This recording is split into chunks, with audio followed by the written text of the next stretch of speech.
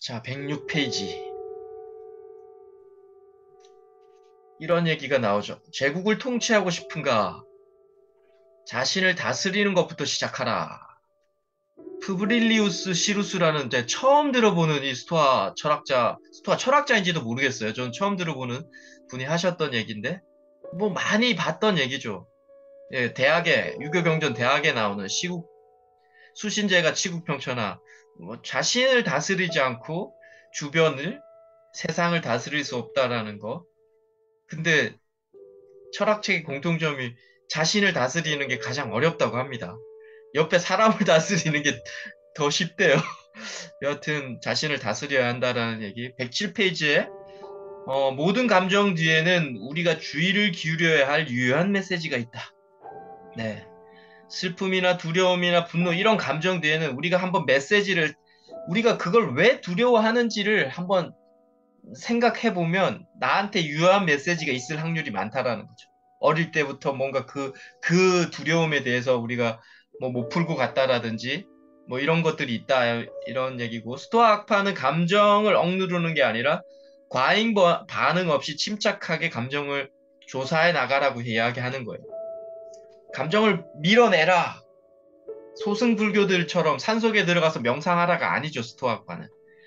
그 감정이 올라오는 거는 있는데 과잉 반응하지 말고, 그러니까 결국은 또 뭐냐면 프로소케아라는 거예요. 명상하고 이렇게 그 감정에서 좀 떨어져 분리시켜 보라는 얘기고요.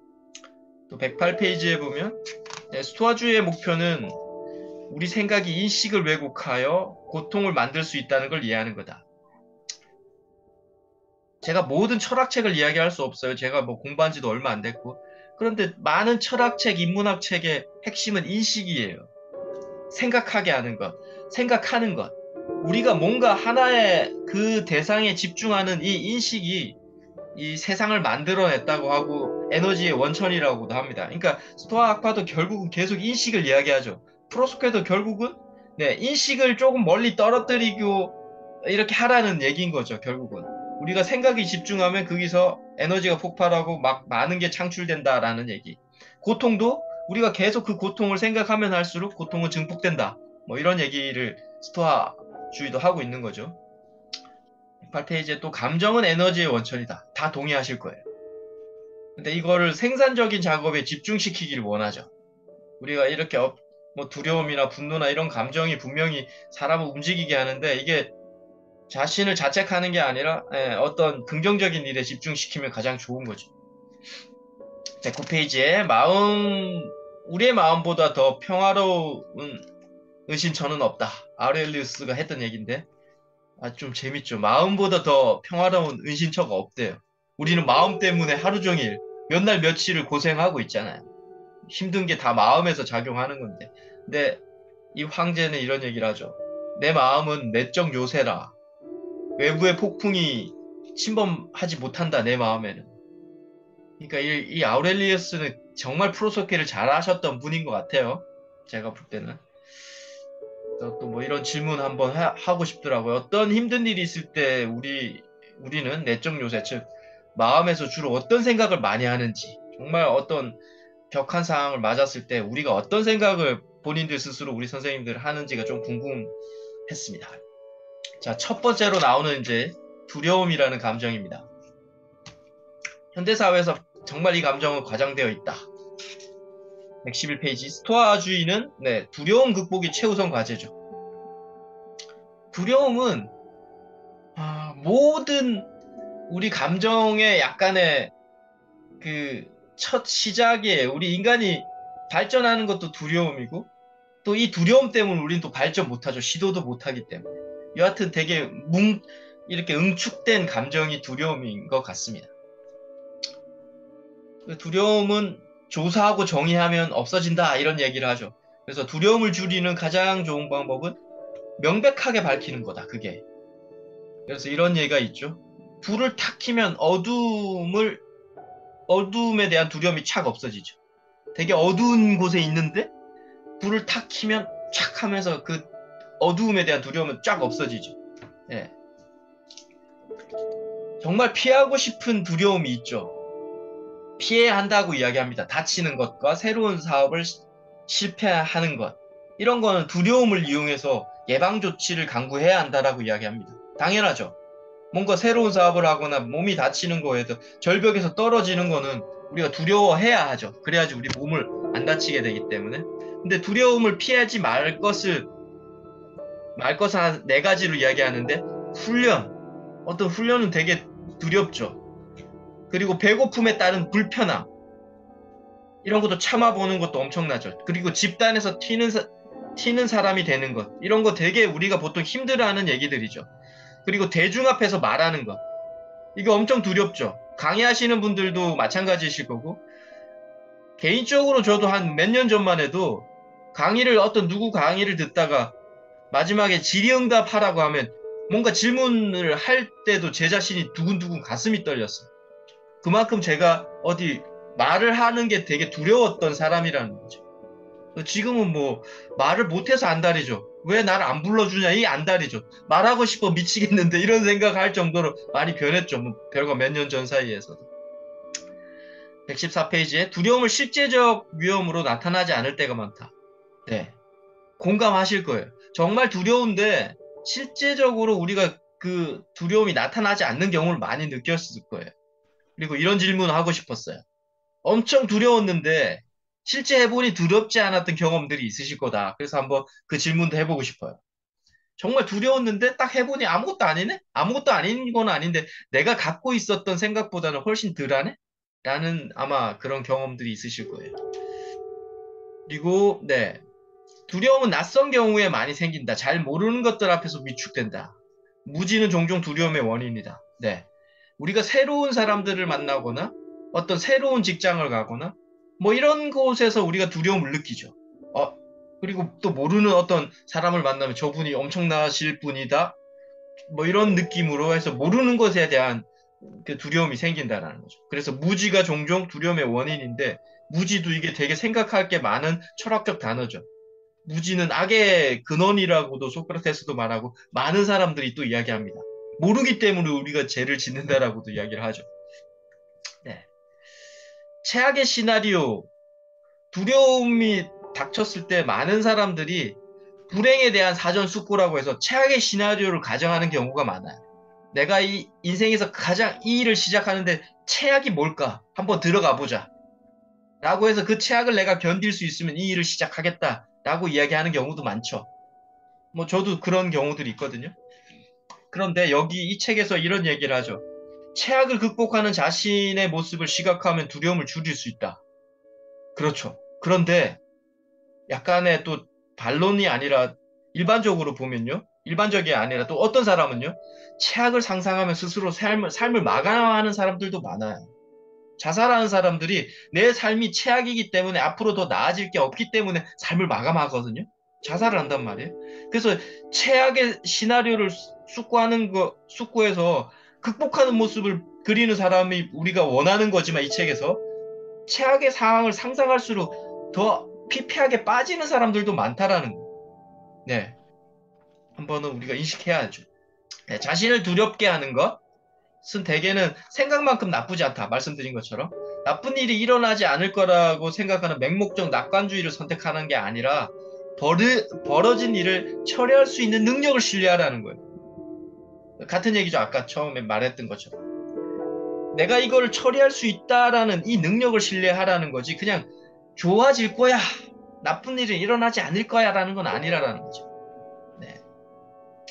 18페이지. 네. 이런 얘기 나옵니다. 또 혹시 최악의 상황에서 자신이 어떤 의사결정을 못할 때 현자들을 한번 상상해 보라고 해요. 정말 내가 존경하는 사람은 이런 상황에서 어떻게 행동을 취할까? 뭐 자기계발서에 엄청나게 많이 나오는 얘기들이죠. 제가 약간 반론하고 싶었어요. 진심으로 존경하는 사람이 있어야 이게 가능하다는 얘기죠. 예수님은 이렇게 했을까? 뭐 이순신 장군은 이런 상황에서 잘 했을까?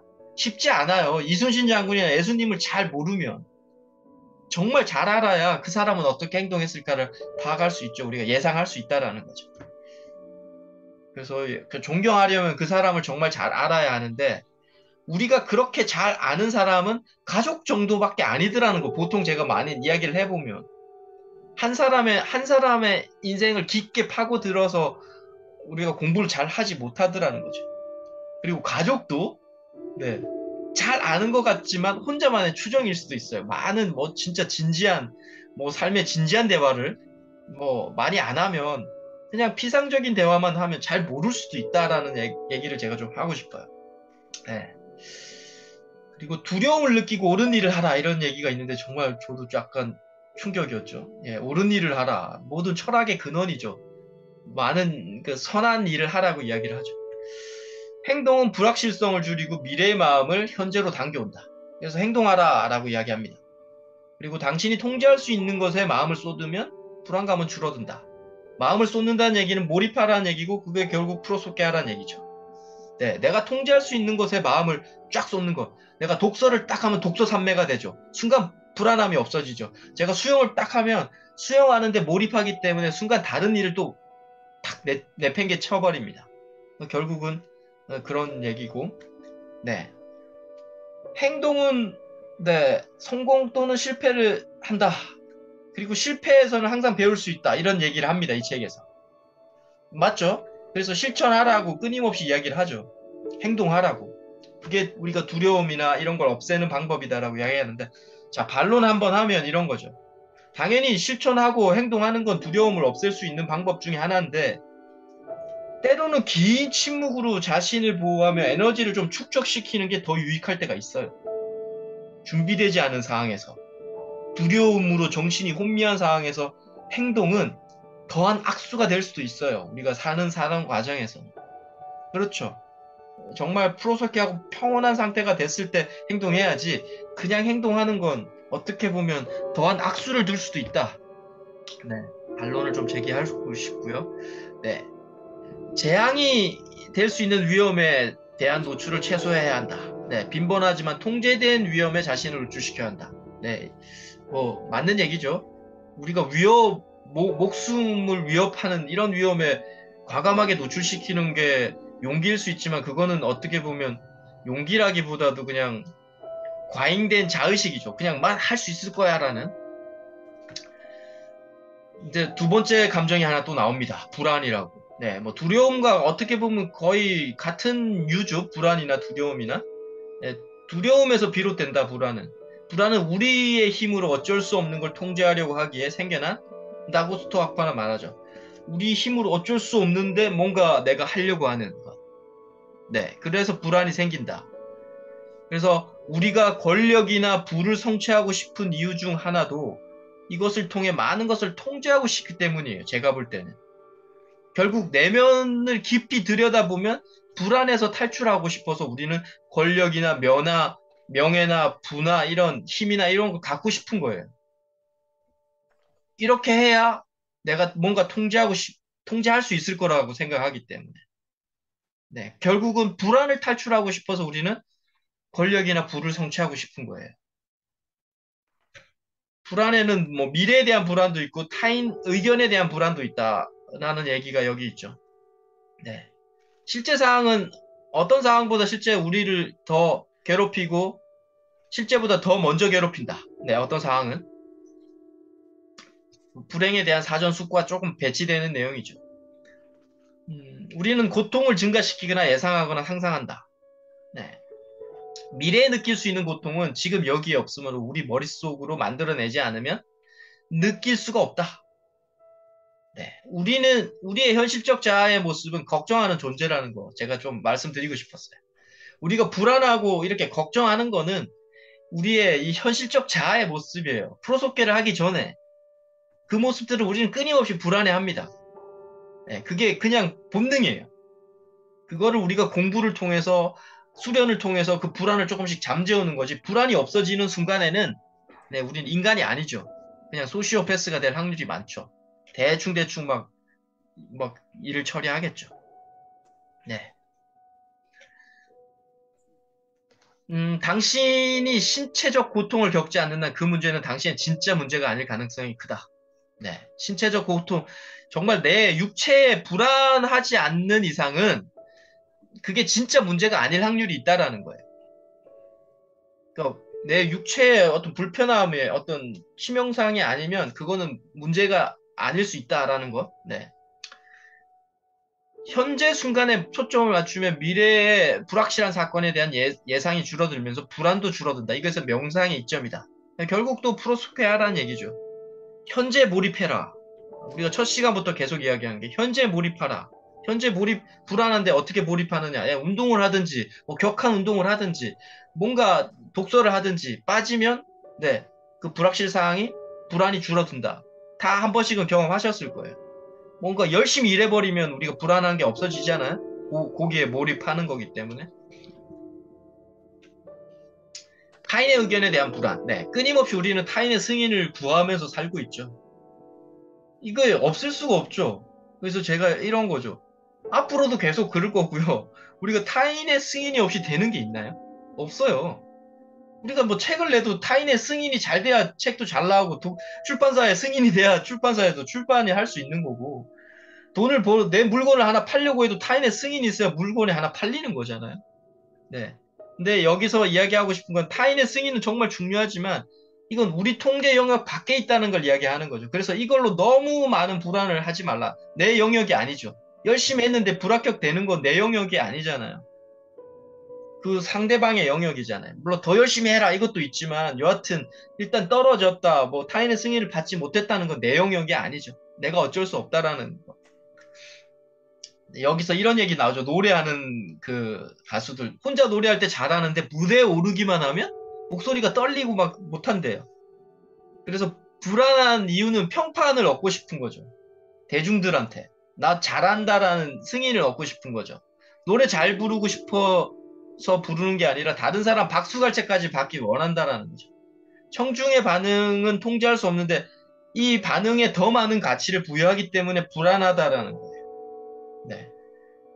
청중의 박수를 무시하면 불안감은 분명히 사라질 거예요. 제 의견인데. 모든 에너지를 통제할 수 있는 영역이 노래에 집중할 수 있겠죠. 그런데 약간 이런 생각도 들었어요. 노래 실력이 없어도 청중의 박수를, 이분은 노래를 잘하는데 혼자는 무대에 오르면 못하는 거예요. 근데 노래 실력이 없는데도 청중의 박수를 무시하면 우리는 일단은 무대 올라가면서 자신의 노래에 집중할 수 있을 거예요. 그래서 되게 중요한 포인트죠. 실력이 있는 걸 떠나서 그냥 약간 이 책에 약간 제가 좀 다른 이야기하면 실력이 없어도 청중을 무시하고 행위를 하면 네, 분명히 자신이 하는 노래에 집중할 수 있다. 네. 이게 어떻게 보면 약간 반사회적으로 보면 소시오패스, 사이코패스들의 특징이에요. 남의 감정을 완전히 무시하면서 사는 애들이거든요. 네. 이게 이제 과하면 이렇게 되는 거예요. 근데 많은 CEO들 중에 소시오 사이코패스 많다는 거 아시잖아요. 그분들 막 밀어붙이는 거는 그 상대방 감정을 다 고려하면 밀어붙이지 못해요, 보통은. 그래서 조금은 저 사람이 어떤가를 생각하기 때문에 우리가 조금 과한 얘기를 좀 덜 하게 되거든요. 여하튼, 우리가 뭔가 에너지가 부족하거나 과감하게 일할 때는 이렇게 청중의 반응을 좀 무시하라. 이런 얘기를 이렇게 하죠. 예술에는 통달했지만 삶의 예술에는 통달하지 못했다. 이 문장을 보면서 우리가 이런 생각이 들었어요, 제가. 우리가 보통 예술이나 사업이나 뭐 박사라든지 이런 어떤 분야에 통달하면 대중들이 그분이 삶에도 통달한 것처럼 이야기를 합니다. 아니라라는 거죠. 결국은 지금 이 스토아과도. 당연히 뭐 이렇게 한 분야에 하나의 기획하면 그 안에 진리가 분명히 있어요. 자명한 진리들은. 일부 자명한 것 있기 때문에 있지만 이렇게 인생의 이치를 아는 거는 또 이런 공부를 해야 안다라는 거죠. 네. 그래서 뭐의 박사, 뭐 사업 잘하고, 뭐 예술을 잘한다고 해서 인생 이치를 아는 거는 전혀 다른 차원이라는 거. 근데 많은 대중들은 그냥, 저분이 박사고 뭐 하니까, 이재용이니까 뭐 다 알 거다, 이런 느낌으로 접근하더라는 거죠. 좀 답답한 거죠, 그런 게. 이런 공부해야 인생의 이치를 알 수 있다. 네. 외적 요소를 인정하는 것에 우리의 힘이 외적 요소를 인정하는 것은 우리에게 힘이 된다. 예, 그것은 비이성적 불안과 두려움에서 우리를 방해한다. 그것은 우리의 모든 관심과 에너지를 우리의 행동에만 쏟게 해준다. 아모르 파티죠. 예를 들면 모든 외적 요소를 인정하는 것. 아모르 파티가 운명을 사랑하라, 받아들이라는 얘기잖아요. 우리가 첫 시간에도 배웠지만 결국은 받아들이는 것뿐만이 아니라 운명을 사랑하라는 얘기죠. 나한테 벌어진 모든 것을 인정하라는 얘기예요. 결국은. 어려운 얘기지만 불행이나 행복이나 그걸 다 인정하라는 얘기예요. 그게 우리에게 힘이 된다라는 얘기고. 자, 마지막 이번 주에 하는 분노의 감정입니다. 누군가 당신을 모욕하거나 매도한다는 생각이 들 때 그 느낌에 휩쓸리지 마라. 당신에게 상처를 주는 건 그들의 행동이 아니라 당신의 의견이고 판단이다. 에픽텍토스. 예, 결국 내 마음에서 분노를 일으킨다. 상황은 똑같다. 네.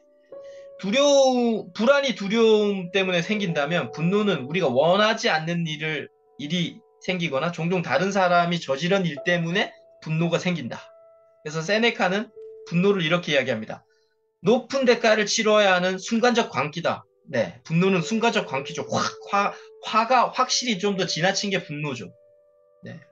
분노는 눈을 흐리게 하고, 그래서 마음이 진정될 때까지 하려는 일을 미뤄라라고 이야기하죠. 결국 프로소케 하라는 얘기고, 이런 질문을 해보고 싶었습니다. 가장 최근에 분노를 참았던 일이 있는지, 우리 선생님들. 뭐 화를 정말 막 올랐는 참았던 일이 있는지 무슨 이유 때문에 참았는지 한번 좀 이야기를 듣고 싶었어요.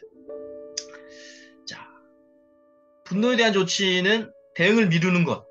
네, 첫 시도는 힘들지만 기다리다 보면 분노가 사그라진다. 많이들 느끼시죠?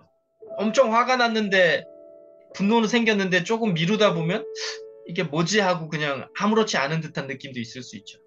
네, 이 말에 동의하지만 저는 사회적 관점으로 보면 이런 얘기를 하고 싶어요. 즉각적으로 분노해서 행동할 필요가 있는 일이 많다라는 거예요. 분노도 일으켜야 할 때가 있다라는 거죠. 사회적 관점으로 보면. 할머니를 괴롭히는 강도를 응징하는 청년, 이런 거 보면 우리가 그 청년이 분노했기 때문에 그 강도를 우리가 응징했잖아요. 근데 거기서 분노를 참아버리면 사회는 공공성, 정의로운 분노가 사라지면 사회는 악인들로 넘쳐날 거예요. 개인적으로 사회적 관점이 아니면 그 분노를 참는 게 자기한테 좋죠. 마음이 편하니까.